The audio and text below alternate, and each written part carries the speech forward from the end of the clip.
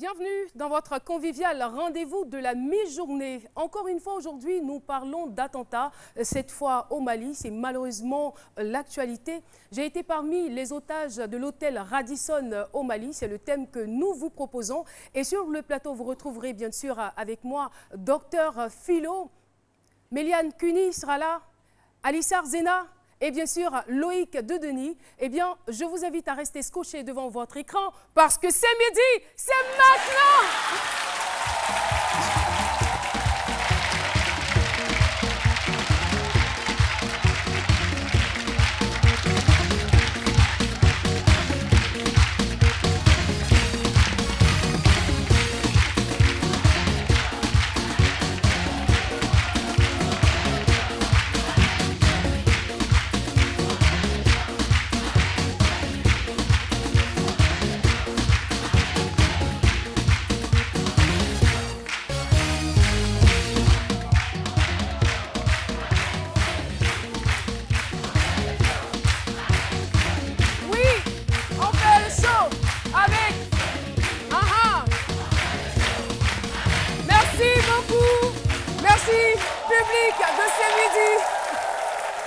Merci d'être aussi nombreux et aussi beaux. Surtout, ça fait toujours plaisir quand on a un public aussi charmant que vous. Franchement, nous, ça nous inspire, ça nous galvanise. Voilà.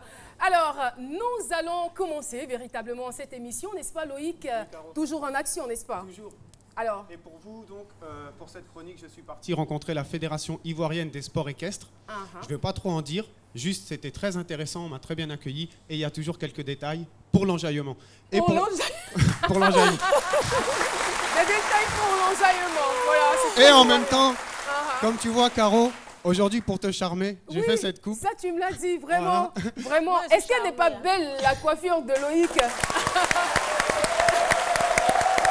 Il me fait, Caroline, c'est pour toi, hein, c'est pour toi. J'ai bien vu, en tout cas, j'aime, je kiffe. Merci. Voilà, je suis enjaillée, quoi. Donc, au passage, pour les affairages d'Alissar, petit coucou à Véro.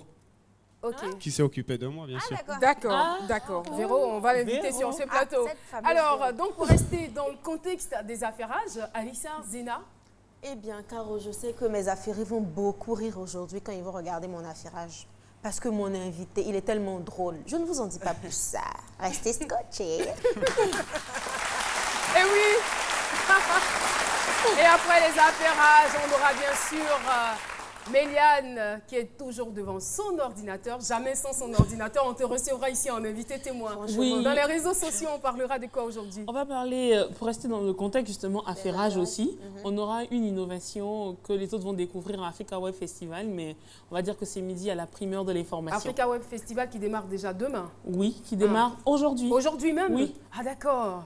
Sans Philo? Oui, mais je comprends pas. Mais je comprends pourquoi tu as un air un peu triste. Parce qu'il te manque quand même. Oui. Ah, il est là, t'inquiète. Il est juste derrière. Juste derrière.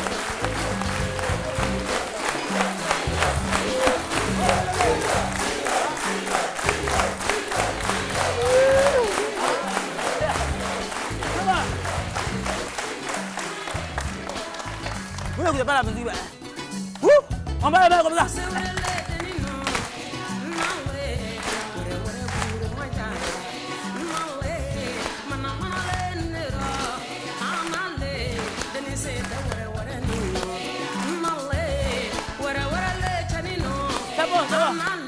C'est bon, merci beaucoup.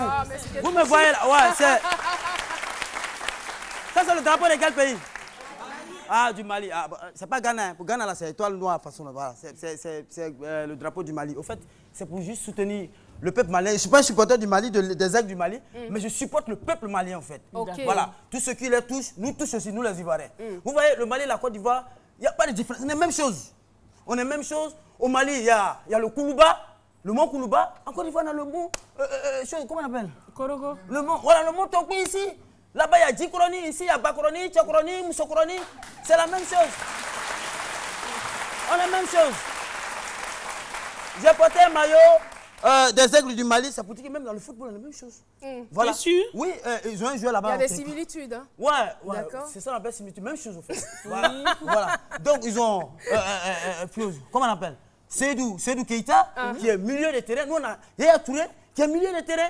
Okay. Seydou Keïta, il est capitaine. Mais dans toutes les équipes, il y a des milieux de terrain et des capitaines. Non, c'est pour voir la similitude au fait. Ah d'accord. Voilà. Ah, tu as compris le sens alors, tu faisais exprès. Voilà. Et attends, vous allez comprendre tout à l'heure. Oui. Yaya Touré a joué au Bassa. Oui.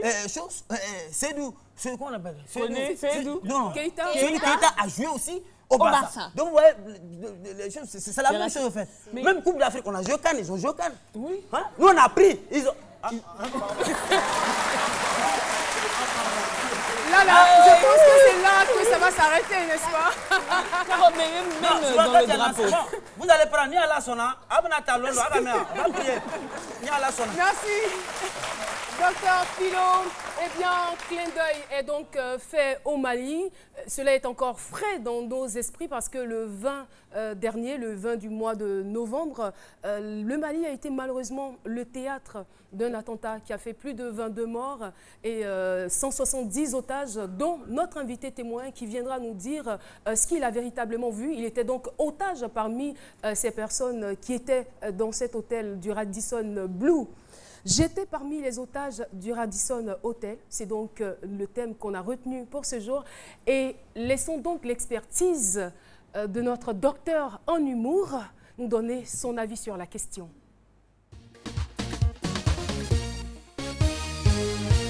Merci.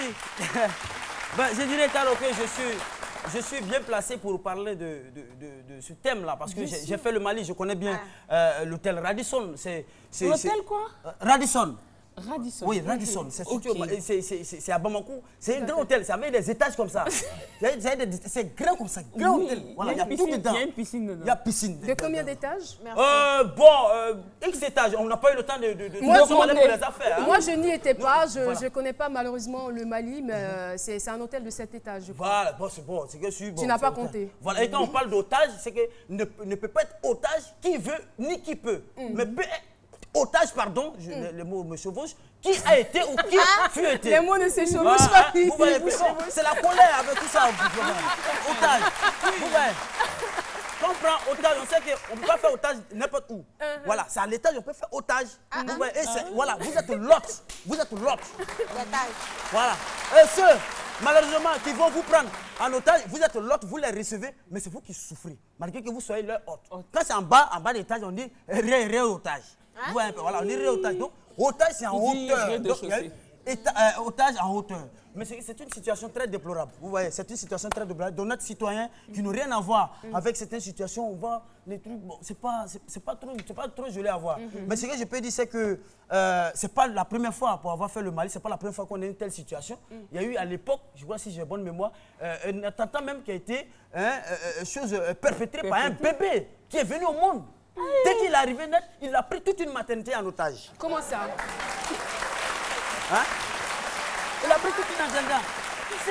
Et quand il est venu, le bébé, quand les bébés viennent, ils ont le bras plié comme ça. On ne savait pas ce qui est dans la main de l'enfant. Et l'enfant qui dit, maman, les gens pensaient que et les gens ont commencé à courir. Et le bébé, en même temps, il réclamait en même temps un biberon. Et ça a été nommé attenté au biberon piégé. Mais on a réussi à résoudre cela. Vous voyez un peu. Donc, pour clore, piégé. Voilà. Attention au biberon piégé. Oui, parce qu'il réclamait un biberon. Et les gens peuvent envoyer, c'était un piège. C'était un piège. Donc pour clore mes propos, Caro, je dirais tout simplement que les noms des hôtels, il faut faire très attention avec le nom des hôtels. Parce que vous voyez, quand les gens viennent attaquer les hôtels, Radisson, ça sonne un peu, vous voyez, Radisson, ça sonne un peu arabe. Et ça attire les gens. Si quand tu donnes ton hôtel, Lago Gogoua, qui connaît le nom ça là, il va aller faire quoi? Non, c'est parce que là où ça s'en va là, franchement. Et oui, on ne le souhaite à personne, mais la question a été tout de même posée. Vous êtes-vous déjà retrouvé dans une situation de danger? Voici donc quelques réponses. Je me suis déjà retrouvée dans une situation de danger. Dans mon salon, là où je travaille, il y a eu un problème au niveau de mon salon. Il y a un courant qui a pris le feu. On m'a appelé pour intervenir, tout ça là. Donc quand je suis arrivée, j'ai appelé le gars qui répare les choses. Il est venu, il a débranché toutes les filles qui étaient dans le salon. Il a commencé à réparer. Grâce à lui, sinon que le lieu où je travaille pourrait prendre le feu. Donc elle est intervenue, on a essayé de débrancher toutes les fils. Et puis on a coupé, afin de mettre une nouvelle file pour que le courant puisse passer correctement. C'était très tôt le matin, je partais surveiller le riz avec mon petit frère. Et à 6 h du matin, au tournant, arrivé très proche du tournant, on a vu 2 serpents qui étaient en combat. Et dès lors, on était tellement effrayés, nous sommes venus tomber sur les serpents. Bon, on s'est débattu tellement que, bon, Dieu merci, la grâce de Dieu a pu faire que on s'est en sorti. Je me suis déjà retrouvé dans une situation de danger. Bon, ça s'est passé même à Yopougon, en quittant Palais pour rentrer au Kenya. J'étais dans un taxi et il y avait 2 hommes auprès de moi. Ces 2 hommes ont commencé à me toucher, bon, comme me fouiller, me disant de donner tout. Donc on a commencé à lutter et arrivé au Kenya, Dieu merci, il y avait des policiers. Et ils ont arrêté la voiture. C'est là qu'ils ont demandé à chacun de descendre. Donc je suis descendu, là au moins j'ai pu partir. Là mon danger, j'ai pu échapper. Voilà, merci beaucoup pour toutes ces réponses. Et on constate que toutes les personnes interviewées se sont retrouvées dans une situation de danger. C'est pareil pour notre invité qui a frôlé la mort. Eh bien, il est journaliste et conseiller technique du ministre de la Communication. Monsieur Sangaré Abdoulaye est notre témoin du jour. Je vous demande de l'applaudir.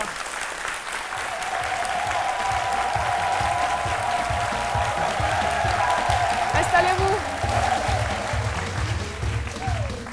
Monsieur Sangaré, bonjour. Bonjour, Caro. Et parce que vous avez été gardé, parce que vous étiez parmi les otages, ça a été certainement difficile. Je vais demander encore une fois au public de vous ovationner. On fait un triomphe pour notre invité.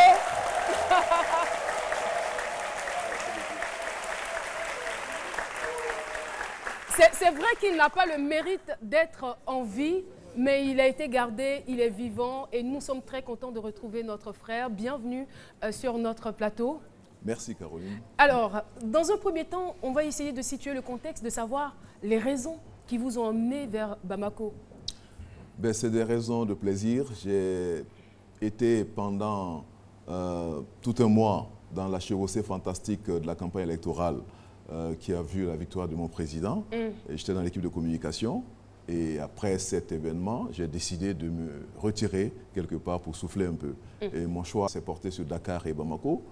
Et j'ai des amis qui m'ont convaincu de passer par Bamako. Et donc j'ai décidé d'aller à Bamako. Et vous avez donc choisi le Radisson Blu. Oui, j'ai choisi comme le destination. Blue, absolument. Et c'était quoi l'ambiance avant le 20 novembre? L'ambiance, pour un vacancier, c'est la grasse matinée. C'est des soirées tardives avec les amis. Je ne fais pas de publicité, mais il y a beaucoup de lieux de plaisir à Bamako pour avoir la bonne bouffe, pour bien s'amuser. Les amis venaient me chercher, et puis la sieste, et puis le sport, un peu de sport, et puis la promenade. Et je raconte cette anecdote la veille de l'événement, c'est-à-dire le jeudi. Je suis rentré à 23 h 30 à l'hôtel, les amis sont venus me déposer et je suis allé au bar. J'ai dit, mais je suis en vacances, je ne vais pas dormir à 23 h. Je suis resté au bar jusqu'à minuit 30 et j'ai envoyé un texto à un ami qui m'avait envoyé un message et les vacances. J'ai dit, mais c'est très cool, c'est très agréable, tu ne sais pas ce que tu manques. Et je suis allé me coucher. Qu'est-ce que vous entendez et comment vous avez l'information qu'il y a des djihadistes, des terroristes, des assaillants dans l'hôtel? On a toujours besoin d'un plus petit que soi. C'est clair. J'ai rencontré un jeune qui est le responsable des chambres, qui s'occupe du personnel qui fait la mise en place des chambres, et que j'ai pris en amitié et qui a pris mon numéro de téléphone, qui de temps en temps me faisait des plaisirs parce qu'il mettait des choses dans ma chambre qui agrémentaient mon séjour. Le vendredi à 7 h 15, il m'a appelé. J'étais ensommeillé. J'ai dit, mais c'est quoi cet appel matinal? Je suis sûre que vous avez eu du mal même à décrocher votre téléphone. Oui, je ne voulais pas. Je ne voulais pas, j'ai regardé. Mais quand j'ai vu son nom, je me suis dit, pourquoi il m'appelle si tôt? Et j'ai décroché. J'avoue que si c'était autre chose, je n'aurais pas décroché. J'ai décroché, on ne sait jamais. Il m'a dit, grand frère, tu es à l'hôtel? J'ai dit oui. Tu es dans ta chambre? J'ai dit oui. Il dit, bon, ne bouge pas. Apparemment, il y a des émeutes et il y a des tirs, la police est en train de tirer dans les environs de l'hôtel. On m'a parlé d'émeutes. J'ai dit, ah bon, moi j'entends rien. Je dis, mais reste, je vais me renseigner. Je ne suis pas à l'hôtel, mes collègues vont me renseigner. Tout de suite, je prends mon téléphone, j'appelle un ami qui était à 100 mètres à vol d'oiseau, qui était dans un appartement avec qui je passais les vacances. Lui, il était un de mes hôtes. Je dis, mais cher ami, il paraît qu'il y a des émeutes en ville autour de l'hôtel. Est-ce que tu peux vérifier pour moi? Parce que, si ça chauffe, il faut que je me mette à l'abri, si je peux sortir de l'hôtel. Mais en ce moment-là, vous n'entendiez rien du tout? Rien du tout, rien. Pas de coup de feu? Rien du tout. Alors, il se met à son balcon, il dit, reste en ligne. Il se met à son balcon, il regarde, il dit, mais Abdoulaye, je ne vois rien, je n'entends rien. Je vois les motos passer, les voitures, ça circule. Son immeuble borde un grand boulevard, tout est normal, les gens vont au travail. Il dit, mais je vais vérifier néanmoins auprès de certaines autorités. Et puis, quelques minutes après, il m'a rappelé, je viens d'avoir le directeur de cabinet du président, mais bien avant lui, le jeune en question de l'hôtel me rappelle et me dit, ah, grand frère, c'est très sérieux. Les éléments, mes collègues sont réfugiés dans un bâtiment, dans un bloc qui fait office de mosquée au sein de l'hôtel. C'est des djihadistes qui ont attaqué l'hôtel. Alors là, c'est comme si on m'annonçait un tremblement de terre. J'imagine. J'ai dit, mais là, c'est fini, quoi. J'ai dit, là, c'est...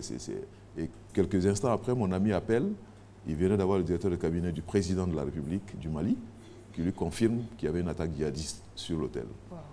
Avec ce qu'on venait d'entendre par rapport à la France, par rapport à d'autres pays qui avaient été attaqués, je suis sûre que, comme vous l'avez dit, un tremblement de terre, mais là, il y a beaucoup de choses qui se passent en même temps, qui défilent dans votre esprit. C'est vraiment la porte de l'enfer qui s'ouvre là. Et vous étiez à quel niveau? Vous étiez à quel niveau, dans quel compartiment de l'hôtel? Moi, j'étais au 4e étage. J'étais au 4e étage. L'hôtel est un peu sous cette forme-là, mais en V ouvert. Et j'étais au 4e étage. Et quand on sort du lobby, on prend l'ascenseur. Et puis, dans le couloir, moi, je suis à 7 portes de l'ascenseur. Je pose la question parce que quand ils sont arrivés, ils se sont mis à tirer sur tout ce qui bouge. Ils sont entrés dans le restaurant, les personnes qui déjeunaient, ils ont tiré. Mais en même temps, je souhaiterais aussi que notre lanterne soit éclairée sur un fait, parce qu'on a une version qui disait que les djihadistes demandaient à ce que certaines personnes récitent des versets coraniques. Non, ça c'est... Pour ne pas être, pour être épargnés, pardon. On a entendu cette version, mais c'est une légende. Ces gens n'avaient pas le temps de poser la question à qui que ce soit. En tant que journaliste, vous avez eu le temps de vérifier. Oui, on a vérifié. Moi, j'ai vérifié. Ils n'ont pas eu le temps de poser la question à qui que ce soit. Parce que le lendemain, je suis passé à l'hôtel. Le surlendemain, je suis passé à l'hôtel parce qu'il fallait récupérer les affaires. Mais rien de tout cela. Ils sont arrivés. Ils avaient des valisettes. Ils ont ouvert. Ils ont sorti leurs armes. À la montée des escaliers des marches, parce que l'hôtel est conçu de telle sorte qu'il y a des marches. Et en montant les marches, ils ont arrosé la sécurité. Ensuite, ils sont entrés dans le hall, ils ont tiré sur tout ce qui bougeait. Et leur objectif, c'était d'aller au restaurant. Et c'est pour cela qu'ils ont choisi cette heure-là. Parce qu'à cette heure, tous ceux qui ont des activités, l'hôtel était plein. Les gens sont venus pour des séminaires, des colloques, des rendez-vous d'affaires. Donc, ils déjeunent tôt et puis ils s'en vont à leur rendez-vous. Le restaurant est situé au 1er étage. Ils sont partis directement au 1er étage. À l'intérieur de l'hôtel, il y a un escalier en colimaçon qui permet d'accéder au premier niveau. Voilà. En tant que journaliste, vous avez un esprit critique. Quand vous analysez la situation, est-ce que vous pensez qu'ils avaient une cible ou des motivations réelles qui les poussaient à agir de la sorte? Non, moi j'ai tout dit. J'ai dit les djihadistes, je l'ai déjà dit à des confrères. Ils ont pour vocation de prendre des otages et de les tuer ou de demander des rançons. Et prendre des otages dans un hôtel comme le Radisson, c'est certainement pour tuer le maximum de gens. Voilà. Et déjà, on a la réaction d'un internaute qui vous encourage, qui remercie Dieu pour votre survie. Merci. Et moi, j'aimerais savoir comment vous en êtes sorti. Comme si je vous demandais de poser la question au bon Dieu. C'est la grâce de Dieu, je rends grâce à Dieu tous les matins. Et je pense que c'est Dieu qui a fait que je m'en sorti. Vous avez passé des heures dans la chambre. Nous, on veut revivre ces instants-là. Ça a été quoi? Est-ce que vous vous êtes couché sur votre lit? Vous êtes allé dans les toilettes, dans la douche? Qu'est-ce que vous faisiez? Quand ça a commencé, j'étais dans mon pyjama. Après, la première question, j'ai dit, c'est des djihadistes. Peut-être que je ferais mieux de porter un boubou et puis de les attendre. Vous l'avez fait ou pas? Mais vous l'avez porté ce boubou? J'ai porté le boubou et je me suis assis. J'ai porté le boubou, je me suis assis. Et puis, jusqu'à ce que je vois à l'antenne les premières exfiltrations. C'est-à-dire que je suis resté en boubou pendant 2 heures. De 7 heures jusqu'à 9 heures, 10 heures. C'est vers 11 heures qu'on a vu les premières exfiltrations sur les chaînes d'information continue. Alors, j'ai dit, bon, les exfiltrations ont commencé. Ça veut dire que les forces spéciales ont pris position dans l'hôtel. Il y a une progression. J'attends mon tour. J'ai enlevé le boubou. J'ai porté un jean, un polo rayé, ma veste. J'ai pris ce que j'avais comme argent, mes cartes de crédit, passeport. Et puis j'ai porté mes chaussures. Et je me suis assis sur le lit en attendant le pire ou le meilleur. Oh là là. Heureusement que le meilleur est arrivé heureusement pour que vous. Le meilleur est arrivé. Et malheureusement pour les autres qui sont partis. Oui, Philo. Parce que là, je brûle de curiosité. Là. Je vais renchérir un peu la question de Miliane, à savoir comment vous en êtes sorti. Mais je veux savoir comment vous libérez. C'est pas parce qu'ils étaient avec vous dans la chambre, ils vous ont libéré, ou bien c'est les forces spéciales qui sont allées vous libérer? S'il y avait des critères de libération. Ah bon, je ne sais pas. Il n'y avait pas de critères de libération. On a su par les chaînes qu'il y avait les forces spéciales maliennes ont investi le hall de l'hôtel. Ils ont commencé à progresser. Déjà, le périmètre de l'hôtel était bouclé. Ensuite, les forces spéciales américaines et les casques bleus, qui avaient les forces spéciales aussi, sont venus en appui. Et les forces spéciales françaises du GIGN venaient de Ouaga. Par vol, ils ont pris la route de Bamako pour arriver vers un peu avant midi. Mais en ce moment, les gens avaient progressé jusqu'au niveau du 3e étage. Et moi, C'était pas loin de vous. Hein. Ouais, et moi, j'ai reçu l'appel du jeune frère qui veillait sur moi, grâce à Dieu, et qui m'a dit, grand frère, les exfiltrations vont être stoppées, les forces spéciales vont donner l'assaut. J'ai dit, mais moi, je ne peux pas rester là et puis ils vont donner l'assaut. Parce que l'assaut, c'est une guerre. C'est le déclenchement d'une guerre entre... Non, ce n'est même pas des balles perdues, c'est des armes lourdes. Et je ne sais pas ce que les autres ont, qu'est-ce qu'ils vont utiliser, est-ce qu'ils vont dynamiter l'hôtel? Alors là, j'ai commencé à faire des prières. Quelqu'un qui a frôlé la mort, qui a été protégé, on va dire, par une puissance inconnue. Je veux dire, comment est-ce qu'on voit la vie désormais?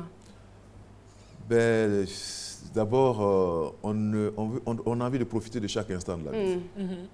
On a envie de profiter de chaque instant de la vie. On a envie de voir aussi, d'être utile. D'être utile parce que le garçon m'a marqué par son attitude, par sa gentillesse, par sa disponibilité. Et j'ai vu aussi des personnes très puissantes à l'hôtel. La veille de l'opération, l'homme le plus riche d'Afrique était client de l'hôtel, Aliko Dangote. Il est parti le jeudi. Ce monsieur, s'il était mort, c'était un cataclysme. Il y avait le tout-puissant président de la compagnie chinoise des chemins de fer qui a été tué. Mais ça, on ne peut que rendre grâce à Dieu et on essaie d'être positif dans la vie. Il y avait tout le monde dans l'hôtel, des expatriés. Tout le monde, des expatriés. Sekouba Bambino, l'artiste guinéen, il était aussi. Ouais, oui, j'ai vu un Américain qui était sur le même palier que moi, qui était venu avec un beau-frère qui vit aux États-Unis, Meïté Ibrahim, que vous avez vu sur les images. Et votre famille dans tout cela?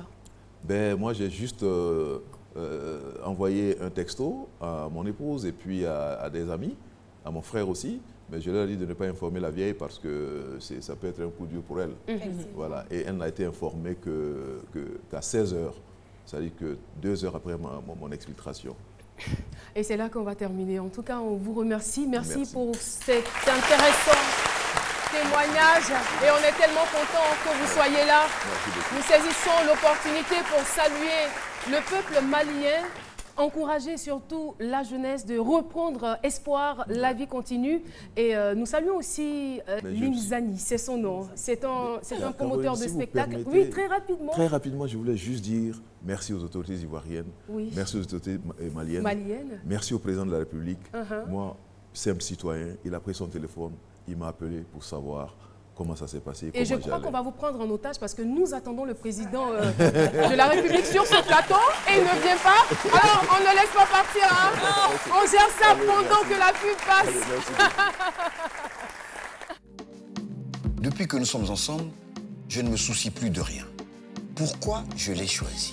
Pour sa générosité, ses avantages qui nous permettent de parler plus longtemps. Peut-être pour sa 3G qui nous permet de naviguer, de partager, de télécharger plus vite. Ou pour ses bons plans dont nos ados sont fans.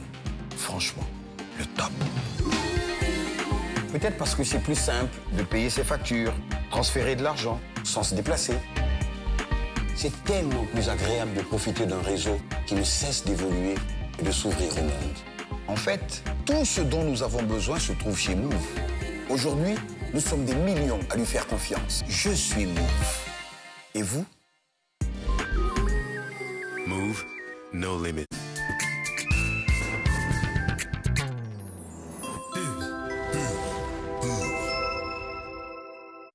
Buvez du lait à chaque instant.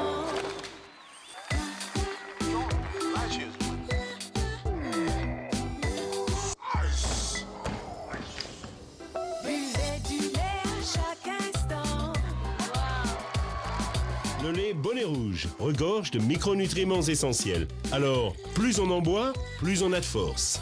Buvez Bonnet Rouge à chaque instant, le vrai lait hollandais. Découvrez Bonnet Rouge dans son nouveau format de 500 grammes, toujours aussi frais et léger. Moi, je veux boire mon Colacao. Bonne idée.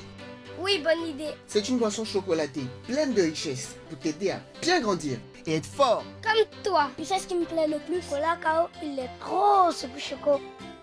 Colacao, de l'énergie pour toute la journée. Audacieuse, créative, fraîche, décalée, colorée et festive.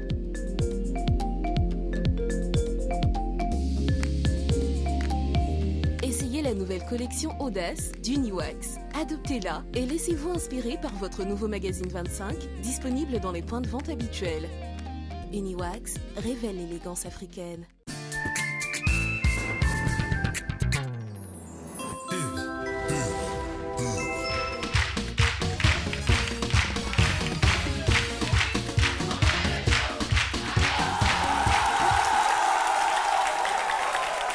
Merci en tout cas de votre présence. Oui, je vous adore. Je veux faire une doléance. Est-ce que vous pouvez être là tous les jours, du lundi au vendredi? Et voilà, parce que vous êtes presque fidèle et intéressant, nous allons recevoir ici sur ce plateau Madame Djafi Virginie, qui est donc la présidente de l'association des coiffeurs et esthéticiennes de Côte d'Ivoire. Voilà.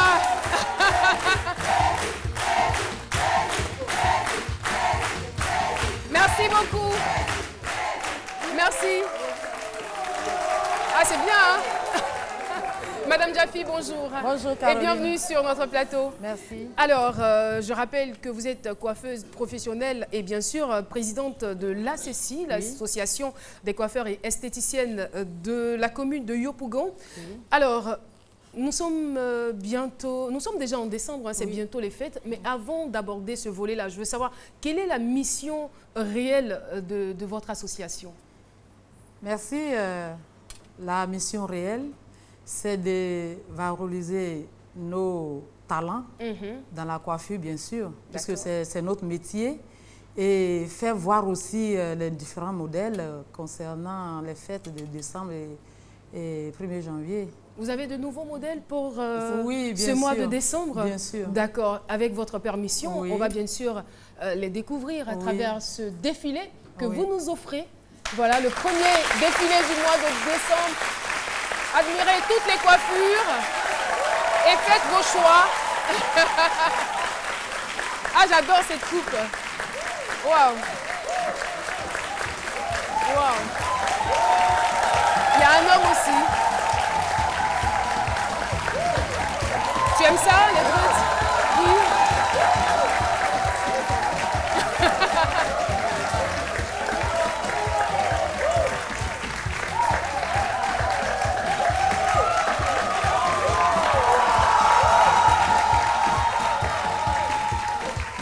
Hey, hey.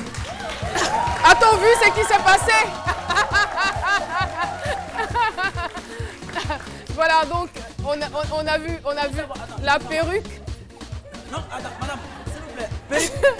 C'est une coiffure aussi? Oui, c'est une coiffure. Faire des perruques? En fait, Oui, le truc, bien c'est que sûr. c'est deux coiffures. C'est-à-dire, elle est nattée quand elle est à la maison ou elle est au quartier.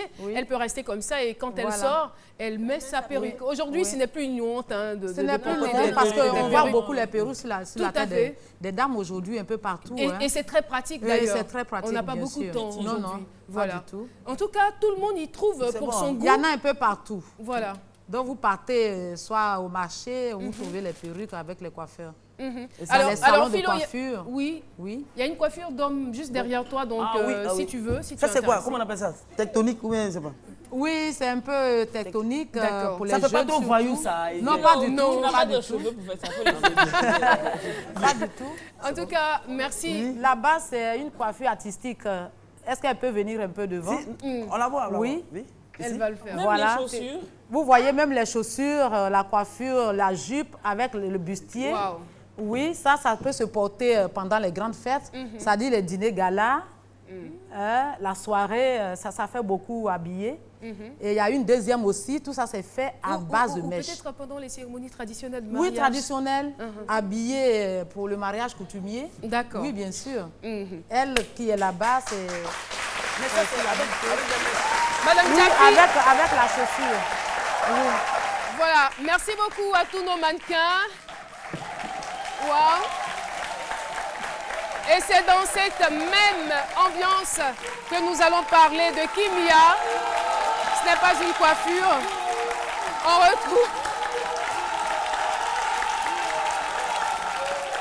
Voilà.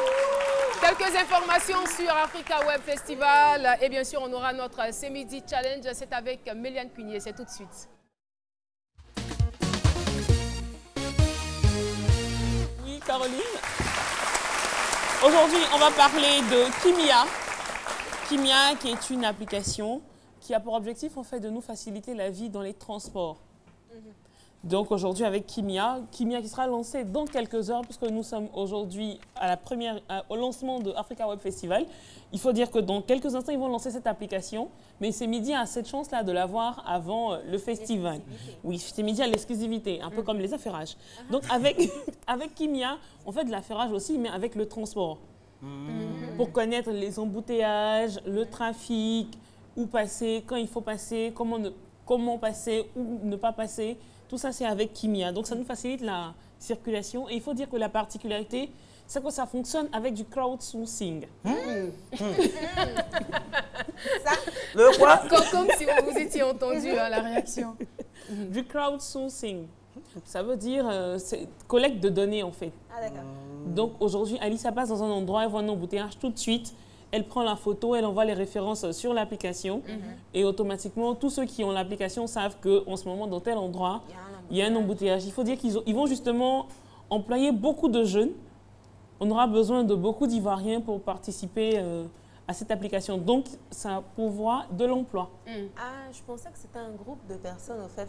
On aura des personnes lambda, mais il y aura des personnes qui seront employées et leur objectif sera de capter tout ce qui est trafic. Et donc quand c'est comme ça, là, à partir de cette application, on peut savoir où il y a embouteillage, où il n'y a pas Oui, il y a embouteillage. pas d'embouteillage. Ah, d'accord. Mais qu'est-ce que ça apporte ça dissipe l'embouteillage ou bien, je ne sais pas.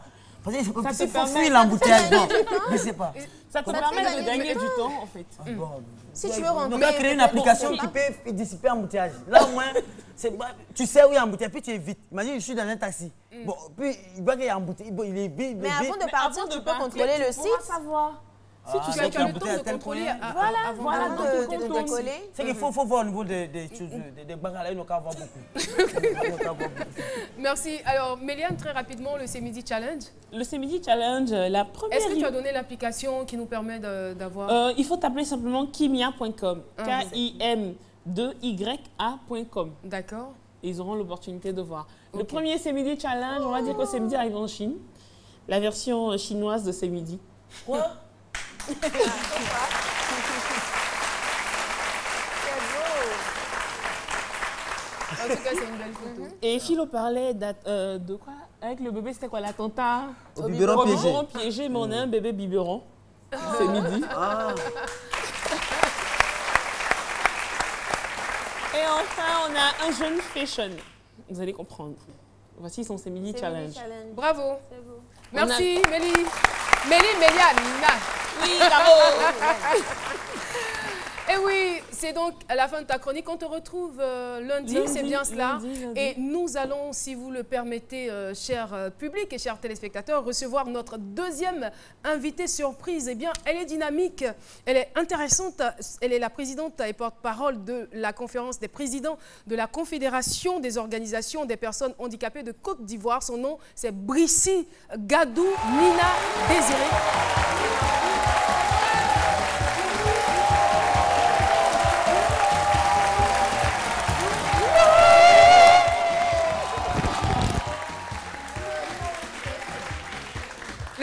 Le fan club n'a vraiment pas lésiné sur les wouhou et les applaudissements. En tout cas, merci d'être là et parmi vous, beaucoup de handicapés. Merci d'être là sur notre plateau. On est très contents. Alors, mademoiselle Brissy, oui, c'est bien cela. Bienvenue. Merci. Moi, je vous ai vu et puis je vous demande, j'ai dit, mais attends, vous êtes la présidente des handicapés. Pourquoi vous-même, vous n'avez pas de handicap? Elle dit, mais si, c'est parce que je fais une rééducation. C'est bien cela. Exactement. Effectivement, depuis l'âge de 8 ans, j'ai été frappée par une maladie assez sévère qui est la polyarthrite chronique juvénile. Donc, c'est une maladie invalidante qui détruit les articulations et qui, bien entendu, rend la personne invalidante. Donc, quand il n'y a pas de rééducation et ni de soins, bon, voilà, la personne est clouée dans un fauteuil roulant. Et puis, bon, voilà, ça réduit aussi l'espérance de vie. Ben, comme j'ai des parents qui m'ont donné beaucoup d'amour, beaucoup de force, on leur dira et donc merci. voilà, je leur dis merci à papa, merci à ma mère. Voilà. Donc voilà, le résultat est impeccable. Alors, nous sommes aujourd'hui la journée mondiale des personnes handicapées. C'est bien cela, la 23e édition. Exactement. Et vous allez la célébrer, on va dire en 2 étapes. Il s'agit de quoi exactement? Alors, au cours de cette 23e édition de la commémoration de la Journée internationale des personnes en situation de handicap, nous avons d'abord, dans un premier temps, voulu faire beaucoup de sensibilisation à travers les médias et donc avec ces midis, n'est-ce pas, beaucoup de sensibilisation sur la condition des personnes handicapées, sur le fait qu'il est important de montrer la personne handicapée sur un autre regard, sous un autre angle qui vise à promouvoir, protéger et assurer la pleine et égale jouissance de tous les droits de l'homme et de toutes les libertés fondamentales à toutes les personnes en situation de handicap et de promouvoir le respect de leur dignité intrinsèque.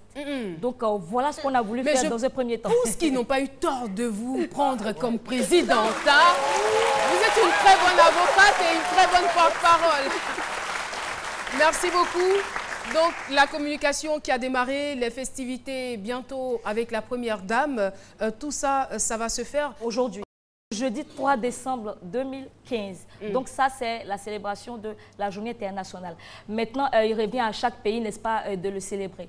Et donc, pour notre part, dans un premier temps, c'est la communication de masse dont j'ai parlé. Et deuxièmement, les festivités avec Madame, la première dame de la République de Côte d'Ivoire, notre maman, que nous attendons pour célébrer avec elle. Parce que cette année, les personnes handicapées ont décidé de commémorer cette fête avec elle. Donc, nous l'attendons. Et nous sommes avec vous.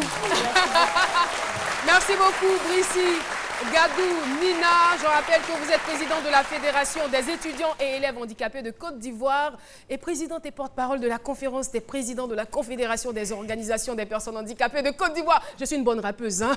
Merci. Merci d'être passée. On a été très ravis de vous recevoir sur ce plateau. Et bien, à suivre également les affairages pendant que notre invité s'en va. On retrouve tout de suite Alissa Zena pour les affairages. Alissa. Caroline, installez-vous confortablement parce que vous allez mourir de rire. Hein. Hello! Hello, hello! Mon invité d'aujourd'hui, je sais qu'il vous fait rire. Parce que moi, dès que je vois son visage, je ris. Quand je vous dis en cas de cas, non, lui, il est toujours là. Dans tous les cas, lui, il est là. Ça va en cas de cas? Ouais, ça va super bien. Je sais que moi, je suis une grande affairée. Hein. Oui, c'est ça. Voilà. Je sais pas comment tu m'as découvert tout ça là. Mais... On m'a dit que tu étais en train de manger ici. Ouais. Et puis, je suis venue te surprendre. Tu as vu un peu la carte. Donc, en cas de cas, dis-nous ton vrai nom. Oui, ça donne Koné Oumar à l'état civil. Koné Oumar. Ouais. D'accord. Et comment Koné Oumar est arrivé dans le milieu de la comédie? Non, en fait, c'est un truc, moi, je sais pas, mais moi, je ne suis pas arrivé dans le milieu de la comédie. C'est la comédie qui est venue à moi. Voilà, donc je le dis toujours, l'humour, la comédie, toute personne sur Terre a un petit côté d'humour en lui, n'est-ce pas? Mais à partir du moment où ça devient un boulot, là, ça a besoin d'une formation, ça a besoin de... Il faut apprendre, n'est-ce pas? Donc voilà, moi, depuis tout petit, c'est depuis l'école primaire, amuser les élèves en classe, tout, voilà. Et là, ça se passe à Yamoussoukro. Et du coup, comme ça, voilà, il y a l'établissement EPP du Lacro, ça c'est mon établissement, voilà. Okay. Donc il y avait, comment on appelle ça, théâtre scolaire, théâtre scolaire. Donc l'établissement devait participer et mon instituteur comme ça décide, ah, bon d'accord, je pense que lui, il est beaucoup vraiment, lui il peut faire quelque chose. Drôle. Donc, voilà comment je viens, j'adhère la truc de l'école et comment on appelle ça, c'est parti comme ça, on a été, l'école a été, comment on appelle ça, lauréat du concours, c'était en 97 et bon voilà, c'est là que c'est parti quoi. Et quand tu arrives à Abidjan? Ouais, j'arrive à Abidjan, mais là ça dit, je vois qu'à d'autres occupations quoi, mais n'est-ce pas, l'instinct est toujours là et comme ça, je décide, bon, la chose commence à vraiment moi-même à me prendre sur une autre forme. Mais là, ça dit cette fois-ci, si tu veux le faire, il faut professionnaliser un peu la chose. Et voilà comment je viens voir Koro Abou, que je fais un big up de passage, qu'il y a une troupe théâtrale qu'on appelle Humour Système. Je viens et voilà, j'adhère maintenant, je m'inscris dans la troupe de Koro Abou et je commence à suivre les formations un peu. Et ben voilà, maintenant tout est parti. D'accord. Et comment t'es venu le nom en cas de cas? Non, en fait, c'est pas que c'est un nom qui m'est venu, n'est-ce pas? Voilà, tout ce qu'on peut appeler comédien humoriste, chacun a un peu des, je veux dire, des particularités, n'est-ce pas? Voilà, moi j'ai une manière personnelle de comprendre. Je suis d'abord comédien, n'est-ce pas? Et l'humour est venu après, n'est-ce pas? Parce que il y a comédien, acteur et humoriste, n'est-ce pas? L'humour est seulement basé sur le rire, mais la comédie, c'est se mettre dans la peau de quelqu'un et puis incarner un message, ça véhiculer un message, je veux dire. Incarner un personnage pour véhiculer un message. Voilà, donc là, ça dit dans toujours, quand on me remettait les scénarios, dans les apprentissages, je me basais toujours sur, pas seulement moi, mais mon passage, quoi, mais je faisais de la sorte polie, tout le scénario, pour être encore plus prévoyant sur scène. Ça dit, on est dans le jeu, lui, il peut oublier un petit truc, mais pour moi, je suis dans le bain. Donc voilà, toujours prévisible, quoi, jamais surpris de quelque chose sur la scène. D'où en cas de cas. Voilà, en cas de cas. Est-ce que tu as des enfants? Ah oui, j'ai un gosse de 10 ans. D'accord. Et c'est quoi l'actualité dans le cas de cas en ce moment? Oui, bon voilà, en cas de cas, en train de préparer son départ pour un festival à Paris. Donc je pars ce 9 là. Et à mon retour, j'ai vraiment salé une série de spectacles ici en Abidjan, puisque je serai là avant le 20 et à Bonjour 2016 qui est pour très bientôt, n'est-ce pas? Je suis retenu pour le Massa. C'est fantastique, félicitations. Merci. Alors, en cas de cas, je sais que tu viens d'arriver tout fraîchement du Nigeria, où tu as donné un spectacle. Tu ne peux pas te laisser partir comme ça. Et je sais aussi que tu es un grand imitateur. Donc, fais-nous un petit truc rapidement, les Ivoiriens te regardent. Au Nigeria, quand c'est parti, c'était bon, il y a profité. Je l'aime beaucoup, c'est midi là-bas. Oh, thank you. Surtout, je l'aime beaucoup, toi. On dit, hey, allez, c'est Miss Papato. Oh là là là là, thank you. Et puis aussi, je l'aime beaucoup Caroline. Caroline. Yeah. Je l'aime tout le monde. Yeah. Donc, on profité, fait un featuring avec Don Diadji. C'est qu'on aime Don Diadji. Dolobuchi. Dolobuchi, yeah. Avec aussi Davido. Donc, c'est un petit acapello. Yeah, un acapella. Ah, d'accord. Acapella. C'est English. Oh, please. English. Donc, c'est parti. Acapella featuring Don Diadji.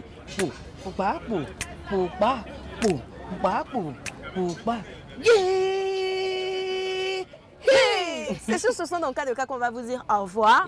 Et à la semaine prochaine. Prenez soin de vous. Bye bye. Vraiment quoi. En cas de cas. Artiste humoriste. Gizi, c'est Dolobuchi. C'est pas avec moi. Moi, j'ai juste interprété sa chanson. Merci en tout cas en cas de cas pour ta disponibilité. Merci beaucoup. Et merci à toi, Alissa, pour te récompenser. Juste une page pub. Chez Move, nous facilitons le règlement des factures CIE ou SODECI. Tapez étoile 155 étoiles 4 dièse et selon vos moyens, choisissez d'anticiper le paiement ou de solder vos factures avant la date limite. Avec Flouz Mobile Money, le paiement de facture devient si simple. No limit.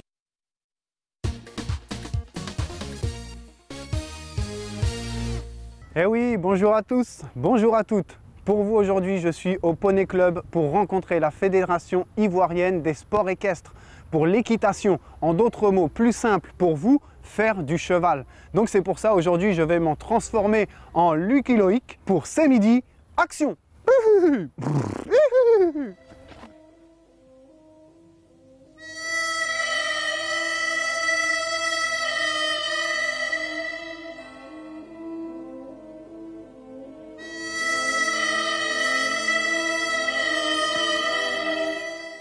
Bonjour, je m'appelle Bertrand Crouy, je suis l'enseignant et le président du club, le Poney Club du golf.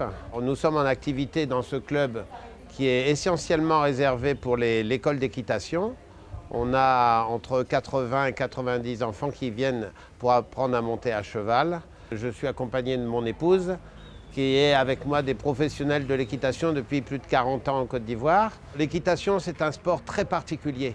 Il n'y a qu'un sport qu'on peut appeler équitation parce qu'on est avec un animal. Quand on monte dessus, déjà il faut essayer de lui traduire ce qu'on a envie de faire avec lui, qu'il soit soumis à la fois votre ami. C'est ça, c'est tout ça qui fait la difficulté de l'équitation et à la fois le plaisir. Je m'appelle Marie-Aline. Je pratique l'équitation parce que j'aime toucher les chevaux et j'en pratique depuis 5 ans maintenant. Bon, Loïc, la première chose à faire, comme on va monter à cheval, sécurité avant tout, la baume obligatoire.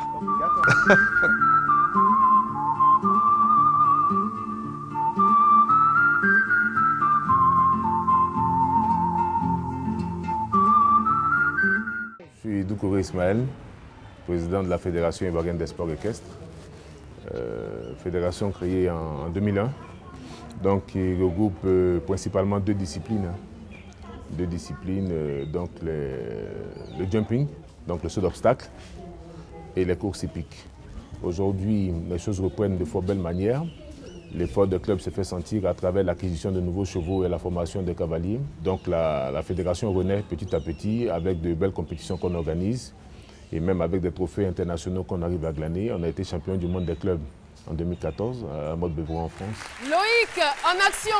Ouais, j'ai envie de dire Loïc en action, c'est mal chic. Ouais. Franchement, chapeau. Hein. C'est vrai, je prends beaucoup de plaisir à chaque fois. Avec la musique qui va avec, on se croirait dans le Far West. Ah, ça, c'est pour vous emmener dans l'ambiance avec moi. C'est ça. Ouais. Oui, Philo. J'ai une question. J'ai entendu tout à l'heure la fédération des sports équestres. Qu'est-ce qui se passe? Équestre. Équestre.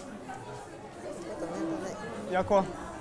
Bah, il y a quelque chose qui va pas. C'est l'heure. Heureusement, on a quand même des gadgets pour éclairer le studio, hein, n'est-ce pas? On sort les gadgets fluo, on les sort. On les sort, yeah! Ouais! Ouais! C'est magnifique! Eh bien, chers téléspectateurs,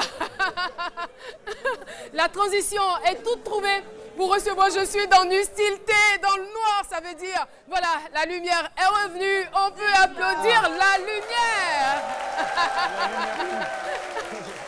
Ah là là, nous allons de ce pas recevoir un invité. Eh bien, il nous vient de Bordeaux. Il est producteur événementiel. Son nom, c'est Joseph Ange, que je vous demande d'applaudir. Ange Joseph. On applaudit très fort pour lui. Bonjour. Bonjour. Bah, attendez que je mette mes lunettes pour bien vous voir. Voilà. Vous allez bien? Super bien. Ça me va, non? Très bien. Mais pourquoi cette hésitation? Non, parce qu'en fait, ça va super bien.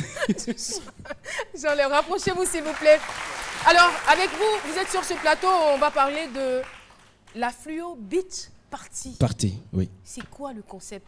Ben, en fait, la Fluo Beach Party, il faut le dire, c'est une journée entière en bordure de mer et qui démarre de 10h à l'aube. De 10h à l'aube? À l'aube, oui. Donc, la particularité de cet événement, c'est qu'à partir de... encore, s'il vous plaît. J'ai un peu peur, mais bon. N'ayez crainte. D'accord. La particularité de cet événement, c'est qu'à partir de 10 h, on a pas mal de jeux que nous avons mis en place pour égayer la population d'Assini et de toute la Côte d'Ivoire et des personnes qui viennent de l'extérieur. Et à partir de 20 h, en fait, le site d'Assini va se transformer en boîte de nuit géante, éclairée exclusivement des gadgets fluo comme vous pourrez les avoir. Comme ce qu'on a vu tout à l'heure, mais c'était magnifique, c'était vraiment beau. C'est rien comparé à ce qui vous attend le 5 décembre. Assini Fluo, c'est les meilleurs DJ d'Europe qui viendront. Je parle de DJ Caio, je parle de Sam Carter, je parle de Trisha Cole. Et on a des danseuses brésiliennes qui viendront pour un mini festival de Rio. Elles sont à Abidjan ou elles viennent du Brésil? Faut pas confondre danseuse avec mèche brésilienne et danseuse brésilienne. Non, attends. On doit quand même avoir des brésiliennes sur place ou peut-être des filles qui dansent comme des brésiliennes. Mais vous êtes en train de nous dire que vous allez nous faire venir ici à Abidjan des danseuses brésiliennes, comme on le voit à la télévision. On fera plus, on fera déplacer Rio de Janeiro à Abidjan pour un mini-festival. À ne pas rater.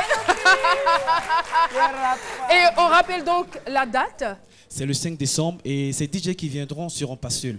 On a DJ Bombastic qui sera présent, on a DJ Moulokoko qui sera présent, on a Philé en terre et on a BBK qui sera présent. Donc c'est le 5 décembre, c'est du côté d'Assini à Soin 2, c'est de 10 h à l'aube et c'est un événement World Event. Joseph Andjou, pardon. Ange Joseph, merci d'être venu. Merci d'être venu. Merci à vous et à très vite. Et c'est très, très, très intéressant. En tout cas, j'espère que vous avez passé un bon moment. On n'oublie pas, avec votre permission, on n'oublie pas les femmes de Yahi Bellina. Unissons-nous, ça veut dire d'Abobo qui sont là avec nous. Salut! Voilà, on les aperçoit. Et c'est sur ces hurrahs d'acclamation avec toutes les associations qui ont été avec nous qu'on va vous remercier. Merci de nous avoir suivis et rendez-vous demain pour un autre numéro de C'est Midi.